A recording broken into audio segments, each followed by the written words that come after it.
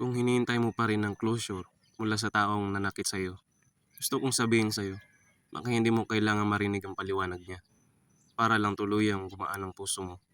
Marami sa atin ang naniniwala na kapag nagsorry siya, kapag nagpaliwanag siya, kapag sinabi niya kung bakit niya ginawa, doon lang tayo makakamove on.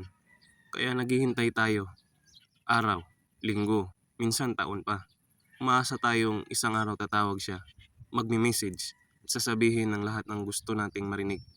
Pero gusto kitang tanungin, paano kung hindi na siya bumalik? Paano kung hindi na niya ipaliwanag ang lahat? Hihintay mo pa ba lahat ang mga ganon habang buhay?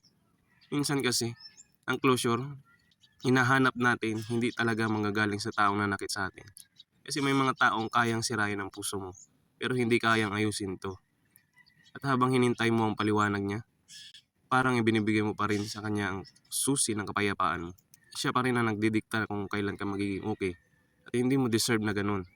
Ang tunay na paghilom, nagsisimula sa araw na tanggapin mong baka hindi mo na makuha ang lahat ng sagot. At kahit wala ng mga sagot na iyon, pwede ka pa rin magpatuloy. Kung hanggang ngayon, marami ka pa rin bakit sa puso mo. Hindi madaling tanggapin na may mga tanong na maaring hindi na masagot. Pero gusto kong tandaan mo to. Hindi mo kailangang antayin ang closure niya para magsimulang maghilom. Minsan, ang closure ay hindi isang pag-uusap. Ito ay isang desisyon. Desisyong piliin ang kapayapaan kaysa sa paghihintay.